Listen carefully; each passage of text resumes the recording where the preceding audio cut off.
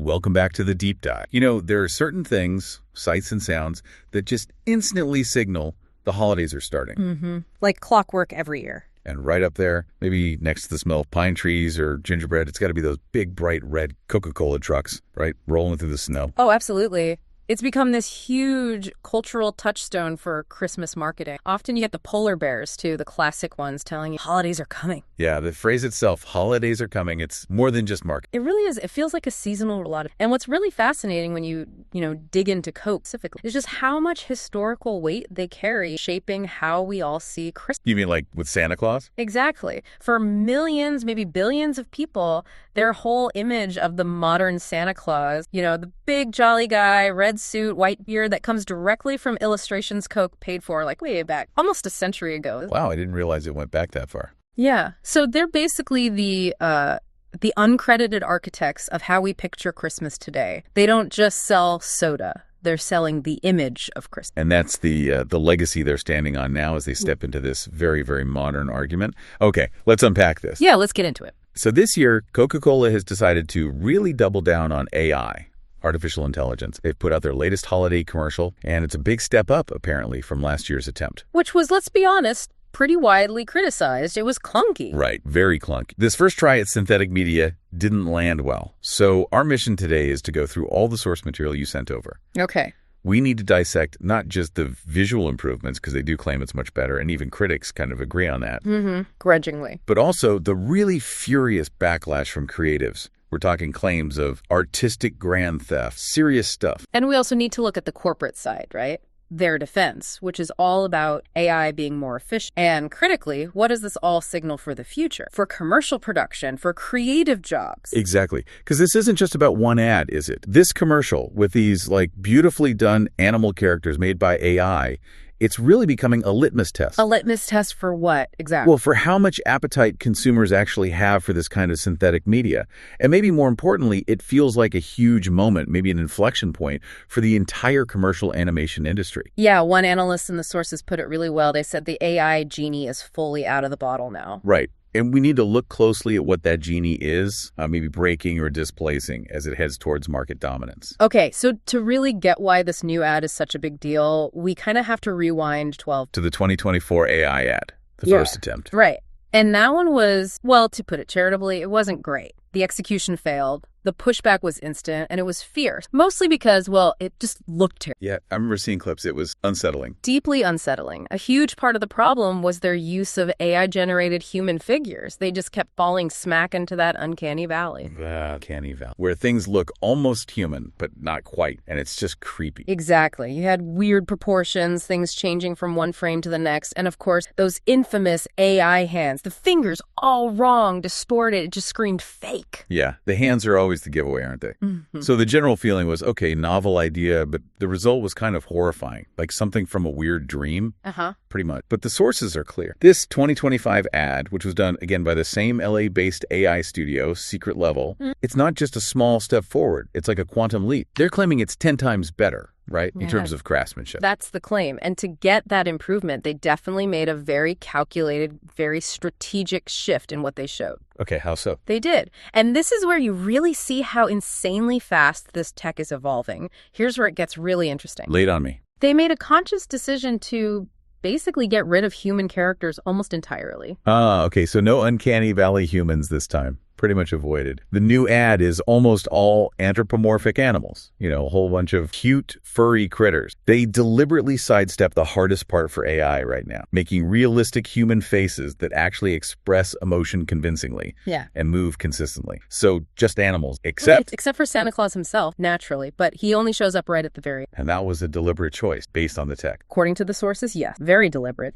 Because ironically, last year, the AI tech actually had more trouble getting convincing expressions and behaviors from animal characters. Really? That seems counterintuitive. It does, but that's why they leaned on human faces last year, which, as we know, looked awful. But the tech is moving so fast. I mean, it's almost impossible to track, even just year over year. So in just 1 year, the animal generation got that much better. Precisely. The progress was so quick that this year, the tools let them fully embrace that slightly stylized, maybe slightly synthetic quality that you often see. So they leaned into the AI look instead of trying to hide it completely. Kind of. By focusing on these furry animals, sloths, bunnies, pandas, raccoons, they could use that slightly exaggerated, sometimes a little surreal look without immediately triggering that ick response you get. They sort of managed to aestheticize the glitch, make it feel intentional. That makes sense. Make the synthetic feel like an art style, not a flaw. That seems to be the perception management goal, yeah. But it wasn't just about the character choice. The technical quality itself shows a big leap. We found this one specific, tiny detail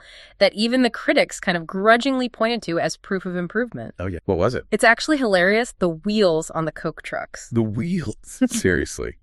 That sounds so basic. It sounds basic, but it was a real issue last. The AI really struggled with temporal consistency, making things behave the same way over time. So the wheels looked like they were just floating or spinning weirdly. They didn't follow basic physics across frames. Okay, I see. So what's different this year? This year, The Verge specifically noted the wheels are actually consistently turning. Now, why is that a big deal? Because it shows the AI can handle continuity better. Exactly. AI video often works by creating key frames and then kind of guessing the frames in between. Consistent rotation, consistent physics, the same object doing the same thing for several seconds. That's surprisingly hard for AI. Fixing that little detail suggests the underlying models are much better at managing temporal structure, at keeping things consistent over time. They're moving beyond just frame-by-frame guess. That's actually a great insight. It's those small repeating things that give away the fake. If it handles basic physics, it feels much more real. Lowers that visual uncanny valley significantly. And then we get to the one human figure, Santa, right at the end. Yeah, what about him? Well, the analysis noted that this Santa, who is supposed to be based on Coke's own original drawings, remember? Right, the ones that define the modern Santa. Well, he looked, and I quote, kind of Mexican. Or another description was giving off a Feliz Navi vibe. Whoa.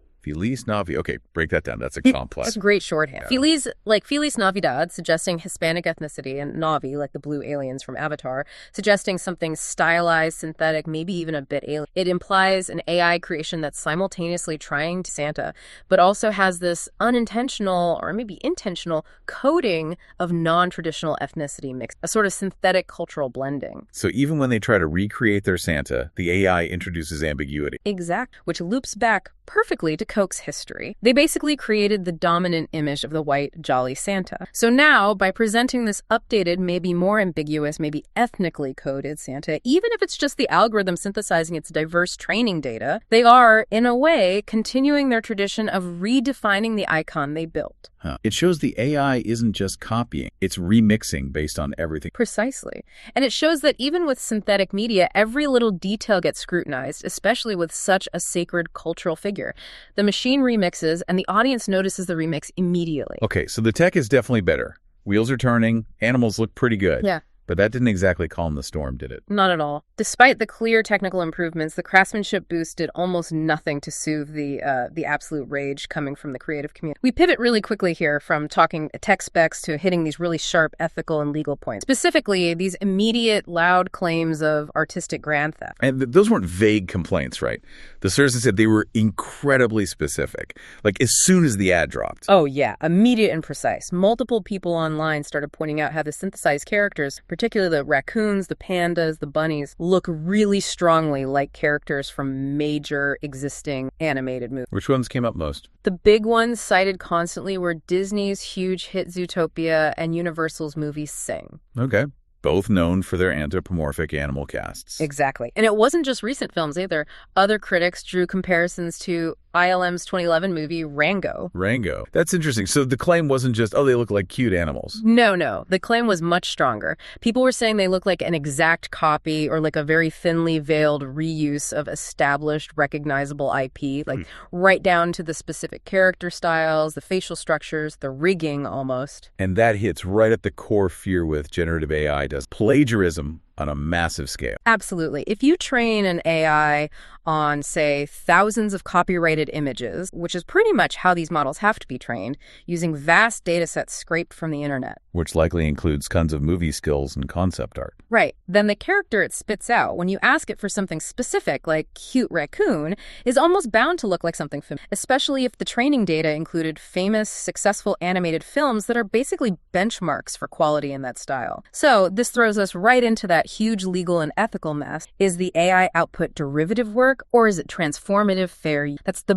billion-dollar question, literally. For the artists who spent years honing the specific look and feel, the proprietary techniques for a film like Zootopia, seeing a giant corporation use AI tools to generate characters that look almost identical, probably for a fraction of the cost, it's understandably infuriating. They feel like the machine is just laundering their life's work, right? Just spitting out slightly randomized versions. That's the feel. So how do Secret Level and Coke try to navigate that legal gray area? Because, I mean, if those models were trained on copyrighted stuff without permission, that seems like a huge liability. Yeah, how do they defend it? Well, the standard defense currently relies heavily on the concept of fair use. They argue the AI process transforms the input data enough to create something new, something original. But does it? If the end result looks so much like Zootopia? That's the tricky part. The sheer volume of output and how close the results can look to existing styles makes that transformative use defense really complex. It suggests the models might be drawing very heavily, maybe too heavily, on successful protected styles. So the burden is on Disney or Universal to sue and prove infringement. Pretty much. They'd have to prove the AI output crosses that line from just being inspired by something to actually infringing on their copyright,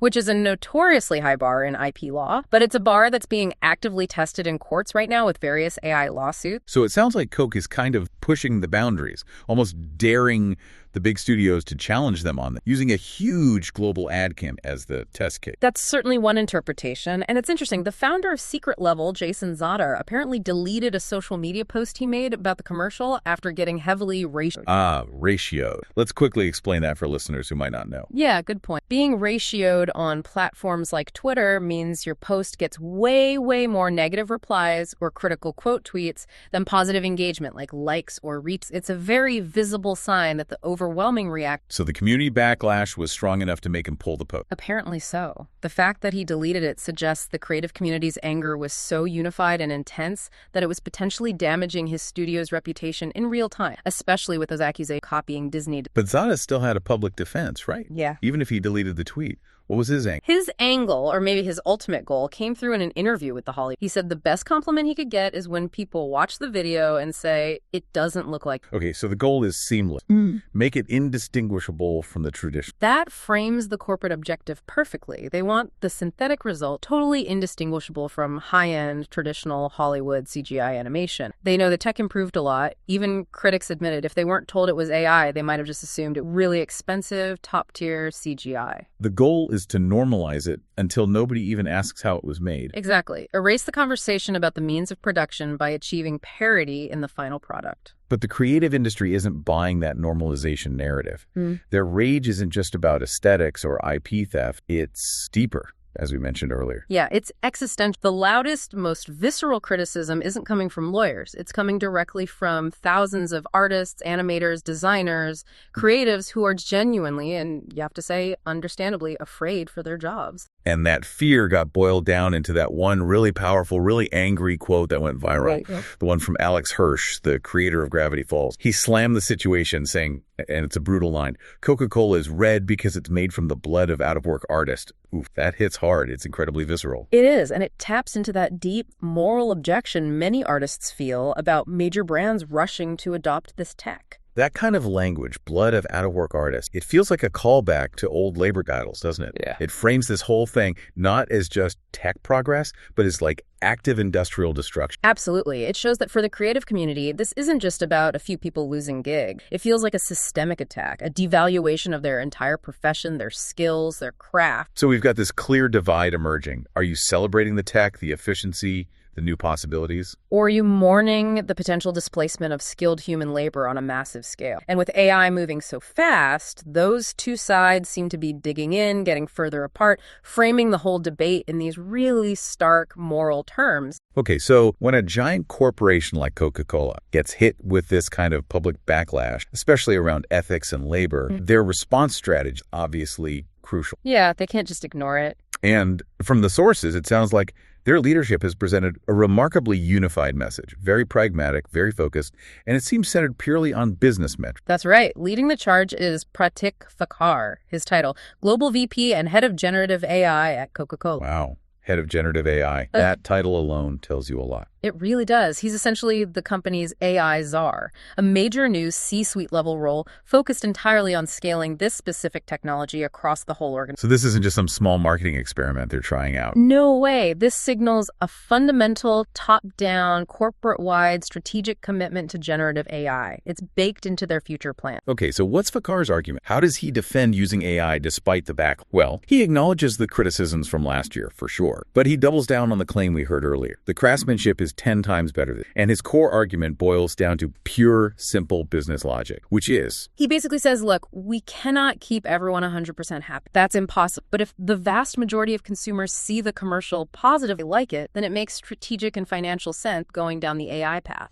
So ignore the angry artists on Twitter. Focus on the general public's reaction. That seems to be the implication. And what's the ultimate metric success here? It's explicitly not what animation blogs or industry critics think. It's got to be eyeballs, right? Impressions. Bingo. It's attention generated. Fakar pointed out that last year's ad, the one everyone said looked terrible, still racked up billions of impressions. Billions. Okay, so to the corporation, even negative attention, if it drives massive views, equals success. Controversy, handled right, just means more attention. And attention on that scale, especially during the peak holiday advertising season, is undeniable business value. Impressions are the coin of the realm in advertising. So if an ugly AI ad gets billions of them, the business case is made.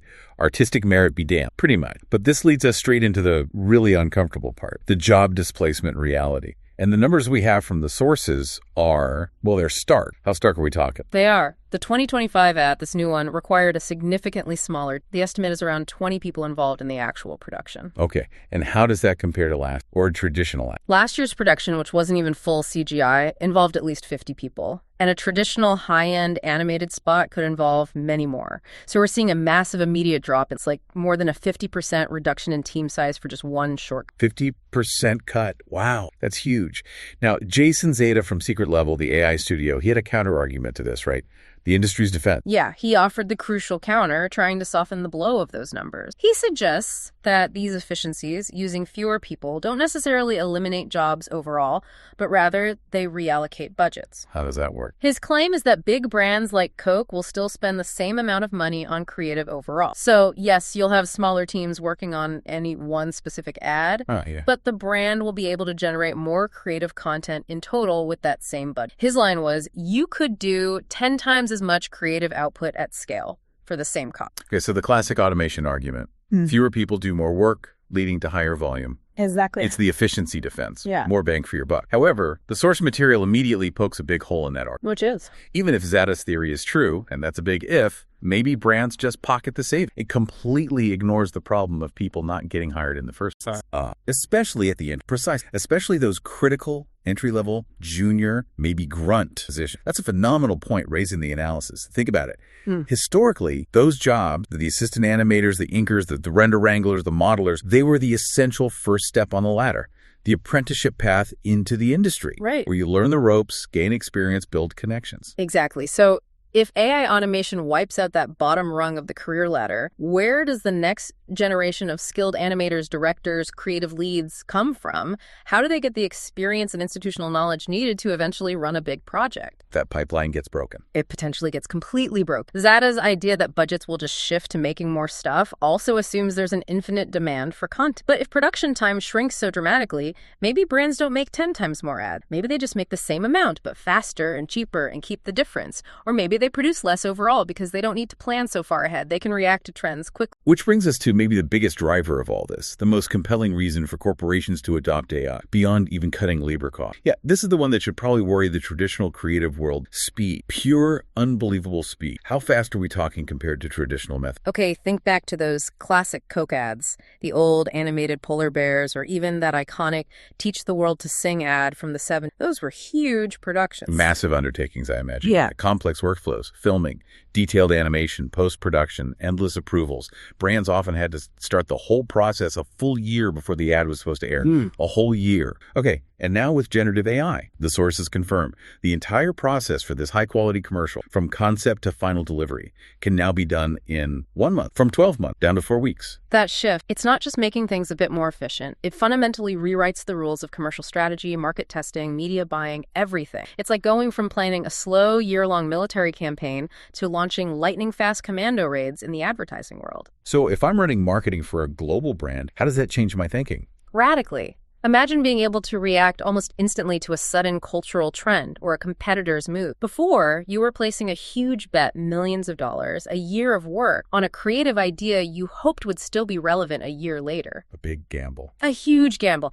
Now, you could potentially concept, produce, and test a polished, relevant ad in weeks, react in real time, pivot your whole campaign strategy based on immediate feedback. That kind of agility is incredibly attractive to executives obsessed with market response. So the question becomes, why would a big brand stick with the old, slow, expensive way when this kind of speed advantage exists? That's the brutal question. It makes that blood of artists argument, while ethically powerful, feel almost secondary to the cold, hard, strategic reality of competitive advantage. That AI czar role at Coke is probably less about festivity and more about market velocity. Okay, so we've got the labor issues, the efficiency arguments, but this being 2025, of course, there are also these weird kind of tangled culture war threads emerging around AI. And specifically around this Coke ad. Yeah, the sources definitely picked up on some of that. It gets complicated quickly. We should probably tread carefully here and just report what this observed. Agreed. Impartial reporting hat on. One observation highlighted was this idea that the rush to AI might give corporations, how do they put it, an excuse to abandon DEI. DEI meaning diversity, equity, and inclusion initiatives. Right. And the logic presented was, well, if you're not using human actors anymore for key roles, if you're generating, say, cartoon animal. Then the argument goes, maybe the pressure for diverse human representation in casting or on screen just evaporates. Because, inclusivity doesn't matter when humans aren't involved. That's a pretty dark interpretation. It suggests companies might see AI as a convenient way to sidestep potentially complex or politically charged discussions around human representation. Yeah. It's a cynical take, for sure. And we have to note, the sources also pointed out the flip side. Apparently, some commentators on the right were actually defending AI, partly because they saw it as undermining or replacing DEI efforts. Seriously, defending AI as a way to fight DEI. That's what the source is, which, according to the analysis, then framed the whole anti-AI labor movement, the artists trying to protect their jobs, as cringe in those circles, and reportedly spurred some people to say they were going to AI even harder, just despite the... Okay, that's a really messy tangle of politics, labor fears, and tech adoption. Yeah. It just shows how quickly AI stops being a neutral tool and gets pulled into these existing cultural conflict. Even if, as we discussed, the main driver for Coke is probably still just efficiency and speed. Yeah, the motivations get blurred.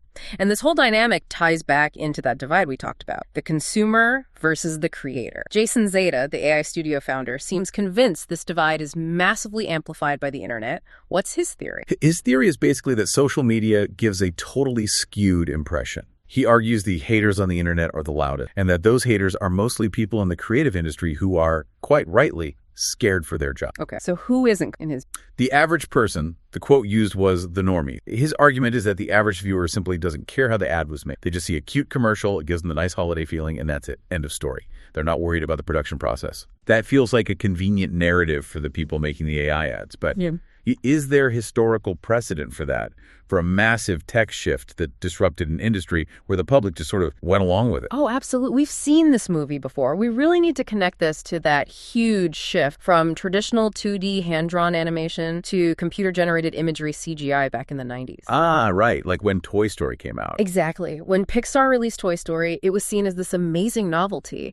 But within just 5 or 6 years, Disney's main animated features were rapidly switching over to CGI. What happened to the 2D animator? Masses of incredibly skilled 2D animators were either forced into retraining programs, often reluctantly, or they were simply let go, put out of work entirely. The public, meanwhile, loved the new look, the spectacle of CGI. They embraced it, normalizing the synthetic medium, largely unaware or unconcerned about the decades of craft and institutional knowledge that was being lost. And you reminded me of that incredible kind of tragic detail the sources share. About the Mary Poppins sequel? Yeah.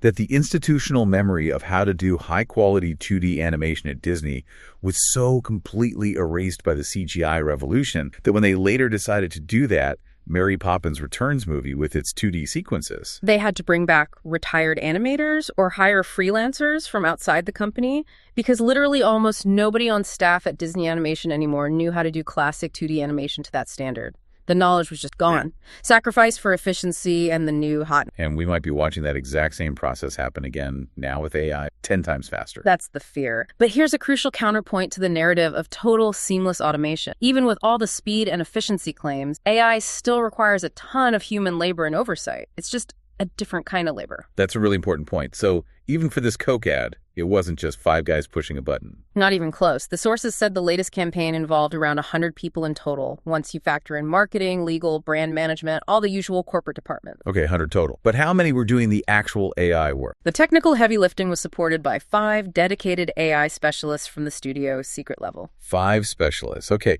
but what did those 5 people actually do? Get this. Those 5 specialists were responsible for prompting, generating, reviewing, and refining more than 70,000 individual AI videos. 70,000 for one short commercial. 70,000, let that number sink in, which raises a massive question about the nature of these new AI jobs, right? We hear AI specialists and think high-tech, high-paid genius, but how much of the work for those 5 people, or maybe for less visible contractors supporting them, was just sifting through mountains of garbage, separating the signal from the noise, as they say? What does prompting and refining 70,000 clips actually involve day to day? Yeah. Can't all be high-level creative strategy too. A lot of it is likely sheer volume management and brutal quality. You've got those specialists constantly tweaking prompts, right? Trying variations like sloth driving red truck, joyful expression, snowing heavily, versus panda delivering Coke, hyper-realistic fur, avoid hand distortion. Using negative prompts telling the AI what not to generate. So lots of trial and error. Massive trial and error. And then, crucially, someone, or like multiple someones, has to sit there and review all 70,000 of those resulting clips to find the handful, maybe a few dozen frames or shorts, that are actually usable, high quality, and don't have bizarre glitches or artifacts. So the bulk of the human effort isn't generating the stuff. It's the tedious job of looking at it all, labeling it, and throwing out 99.9% of what the machine churns out. That's what it sounds like, which suggests that maybe those 5 specialists rely heavily on a hidden layer of temporary, possibly lower-paid data workers' digital sweatshop labor,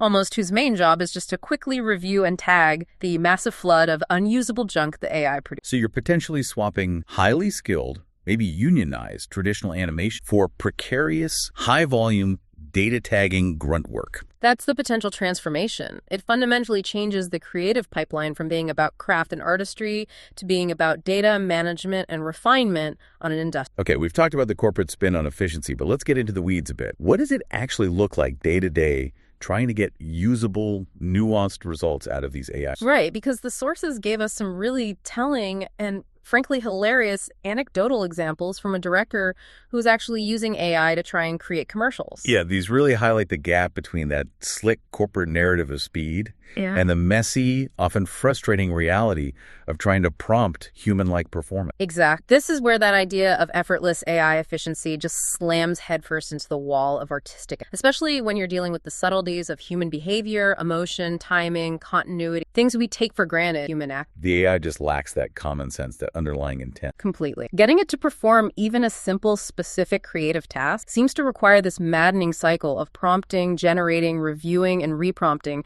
because the AI just doesn't get it on a fundamental level. So let's start with that hamburger ad example they shared. This sounds classic. The director just wanted a standard commercial beat, right? Totally standard. AI actor walks in, takes an enthusiastic bite of a hamburger, and then delivers the line. So beefy at Sammy's Sports Bar. Simple. Should be easy enough. How did the AI mess it up? Oh, in multiple ways. The results were just pure, unintentional comedy, highlighting the AI's total lack of sequence awareness. First, it generated a version where the actor said the line before taking the bite. Okay, yeah. Kills the whole point. The bite is the setup for the line. Exactly. Then, when prompted just to walk into the scene, the AI actor started waving, like really enthusiastically right at the camera, breaking the fourth wall for no reason. Like it thought the camera was a person? Yeah. The director literally had to prompt it. I'm not your friend, I'm the director. The friend could be over here or maybe over there, but you cannot talk right down the barrel. The AI seemed to have zero grasp of basic stage blocking or who the audience is supposed to be. Yeah, that's bad. And then there were the continuity errors, the little glitches that give away the fake. Oh, yeah. The example given was the actor's glasses suddenly appearing on their face mid-bite. Just poof. out of nowhere. Apparently, a total failure of temporal consistency. It's just like that anecdote the director from the movie Major. With Rick Wilde and Vaughn trying to do the commercial. Yeah, where he can't manage a simple 10-second deodorant ad without holding the bottle wrong and looking completely mad. The AI in these examples is Rick Vaughn. It can generate a pretty picture maybe, but it can't handle basic blocking, logical sequence, or subtle human intention without constant pain. Okay, so basic actions are hard. What about emotion? How did it handle trying to act out feel? Even worse, according to trying to get basic human emotions led to even stranger, more unusable results. Like what? Okay, so when prompted to show anger, the scenario was acting like you just lost your job. The AI first generated something that apparently looked less like human anger and more like a dog's anger. Dog anger, like snarling. Yeah, like an exaggerated, almost cartoonish snarl. Then, when they prompted it again, it shifted to a human-style anger, but the director felt it was a little on the nose, too obvious. And then, get this, the AI actor just stopped performing mid-scene. Just looked confused, like it couldn't maintain the emotional state. Okay, that's weird. What about positive emotion, like excitement? When asked just to act excited, the AI apparently produced something the director could only describe as not words and insane. Not words, like just sounds. Technically, the mouth was moving, but the output was just gibber, completely useless for any kind of dialogue. Then, for that super common, absolutely crucial action for any food commercial, the bite and smile. Yeah, the money shot. The director noted the AI generated a sound effect that sounded exactly like biting into a crisp apple, totally wrong for a hamburger. And the delivery of the smile felt unnatural, like the AI was almost mocking the director. Okay, this is getting bizarre. What was the ultimate failure? The weirdest output? The ultimate failure, according to this account, came when the director gave up on specifics and just asked the AI actor to act completely normal. Just be normal. The simplest possible direction. You'd think. But the AI, in its attempt to generate normalcy, produced something shocking and weird, culminating in a gun randomly appearing in the actor's hand. A gun. Just appeared in a hamburger commercial context. A gun appeared. It was so far outside the bounds of anything requested, so absurd, that the director telling the story openly wondered if maybe the whole thing was fake, like just a comedy sketch someone made. But the source context frames it as a genuine example of how difficult it is to control the AI's output, especially its latent space when you push for nuance or even just baseline normalcy. Wow. It's like you're constantly fighting the statistical average of the entire internet, which apparently includes random guns in normal situations. That's the ghost in the machine right there. That's a good way to put it. And the problems weren't just with single actors. They persisted even with simple two-person interaction. There's that DIY couple improv example. Right, like for an HGTV home renovation show spot. They just had to pick a paint color and say a slogan. Yeah, the slogan was, "Let's do this." Again, super simple concept, but the physical interactions and continuity disaster. What went wrong there? Okay, first, one AI actor was apparently seen silently mouthing along with their partners, which just looks creepy and weirdly synchronized. Like bad dubbing. Exactly. Then a third hand just materialized out of thin air, holding the paint. Serious? A phantom third hand. Then, when they finally decided on the paint color, which was gray, the AI actors started laughing inappropriately. As the director pointed out, choosing the color gray is generally not. It broke the emotional tone. Okay, the AI doesn't understand context or appropriate emotional reaction. And maybe the weird, when they delivered the line, "Let's do this," one AI actor's voice suddenly changed mid-sentence, apparently stealing the voice of their partner. Like a vocal voice swap. That's wild. What about physical gestures? Anytime they tried something simple like a high five or any kind of complex hand stuff, it consistently looked weird and distorted. Those AI hands again. It got so bad, the director just made a rule. No high five, no hand stuff. That became the unofficial rulebook for trying to make AI commercials look normal. Avoid hands, avoid complex interaction. So these examples really drive home a crucial point, don't they? AI might be incredibly fast at generating pixels, but it's not intelligent in any meaningful way. Not in a human way, no. It might replace the need for dozens of traditional animators or visual effects artists for certain tasks, but it seems to create a new need for highly skilled, incredible prompt scientists, or AI. Whose main job is basically to fight the machine constantly, to babysit it,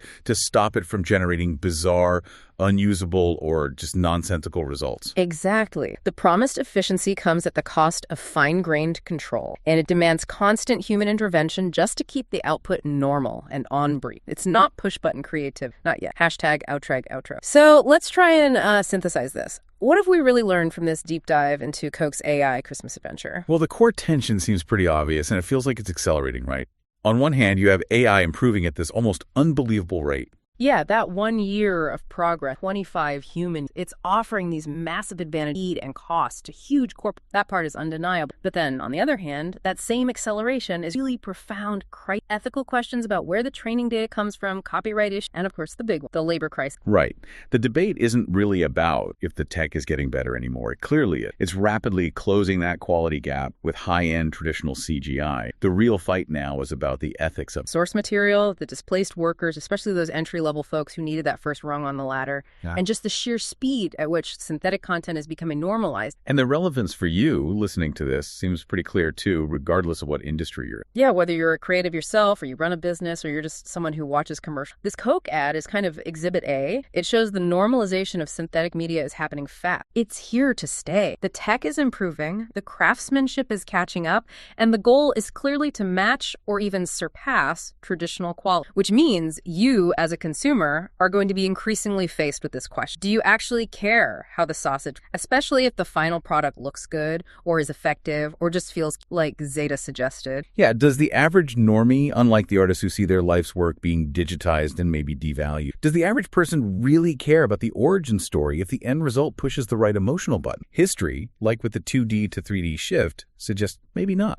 Okay, so we always like to end with a final provocative thought, let's loop back to that incredible speed of it. The year-long production cycle shrinking down to just 1 month. Right. Think about the ripple effects of that radical time compression. If producing high-quality marketing, or maybe even other forms of content, is now measured in weeks instead of months or years. What does that enable? What kind of rapid-fire content could we see? Could you greenlight, say, a sequel to a movie or a major new advertising push for a streaming show based on its opening weekend performance or based on real-time social media trend? Knowing you could actually create and deploy that new content, a sequel, a spin-off series, a reactive ad campaign within weeks, theoretically the text suggests yes. So how does that potential for almost immediate reactive content create change the whole game? The nature of media risk, how companies invest, maybe even the quality or depth of the stories we get. Does that kind of speed inevitably favor reaction over reflection? Does it kill complexity and long-term artistic vision in favor of chasing momentary trends and optimizing for immediate? It feels like a shift from deep planned creation to something much more reactive, optimized, maybe even disposed. That's definitely a deep dive for another time. Lots to think about. Keep thinking critically, not just about what you're watching, but maybe now more than ever about how it was made. Thanks for joining us on The Deep Dive. We'll see you next time.